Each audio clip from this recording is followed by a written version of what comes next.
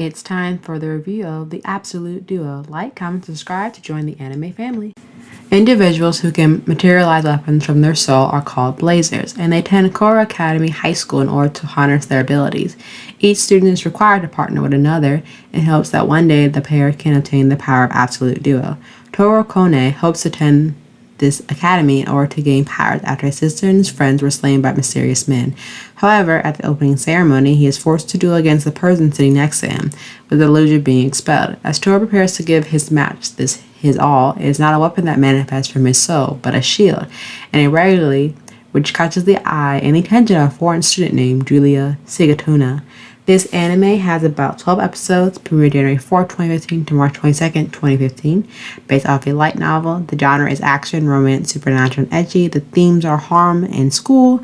The duration of each episode is 20 minutes per episode and is rated R and 17 plus for violence and profanity. Now, let's get started into the review.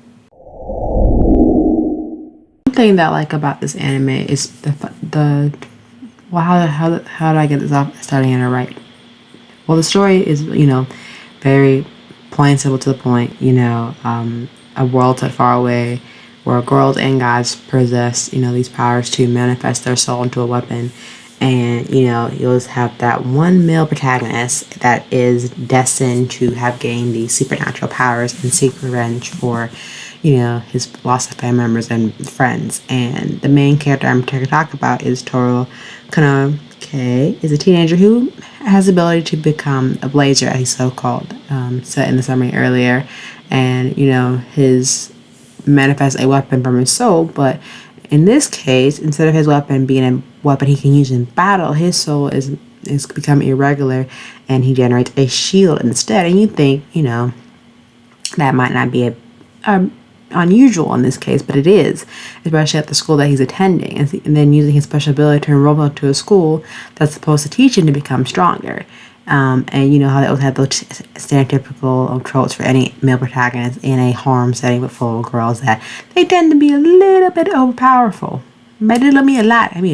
They're portrayed to be weak, and then boom, they're powerful in a couple episodes. But I'm getting ahead of myself. At this school, he's forced to battle someone, and then that person who they lose to gets expelled, and then he catches the eye of a foreign exchange student that finally knows that he actually exists and take interest in him, and then by some random choice they are paired together. But I think also where this anime is trying to form an interrelationship with each other, this anime throws you a curveball later on down the road as the story keeps developing, becomes interesting with its pacing. Now, I will say that the voice actors did a great job voicing these characters and made them come to life. The soundtrack for these fight scenes are really done well. They did really good transitions of making the music be suspenseful in some settings and just the right balance for some. I think overall the characters are they're really unoriginal. They don't really stand out. They're really just average. They're okay. You have the lead who has a harem, stereotypical, has care for his peers, and like that. Then you have the foreign exchange student. Then you have other characters who kind of fit that stereotypical anime trope. The art style is very good. It's still stereotypical with this character design, with the girls having average chest size, not average chest size, and insanely chest sizes, and then also great use of the color, the good contrast between the themes of light and darkness, because this is, as I said the rating before, is very 17 plus for violence, profanity, and there's a lot in there, and I would say not for the faint of heart if you can't handle a lot of blood. I think also I feel like the anime was stretched too thin with the broader of a plot with more broad characters, that they couldn't just slim down into one equalized setting where the characters could have been easily more relatable, and the plot didn't feel like it had too many holes in it, where not too difficult to understand, but like it's too broad trying to explain everything.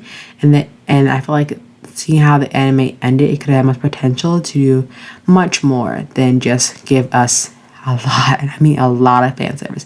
Now, mind you, some anime could use a little fan service here and there, but not the whole anime having this majority of it just being completely fan service and not focusing on the fight scene, or the history of why the characters can manifest souls and take their soul and manifest weapons out of their soul, and that going forward. But no, you focus so much on fan service that the audience, depending on your audience, may lose disinterest. Now, don't get me wrong, I feel like there could have been a lot of more up to par for people and for the anime to expand on the fight scenes, on the history, the background of all the characters, or where the motivation is actually attending school in the first place. But if you're a fan of people who like watching good action, horror, romance anime, and don't mind spending time watching it, then this anime is for you. But other than that, I feel like this anime, might not be for everyone, especially if you're not a person who really likes a lot of horror anime.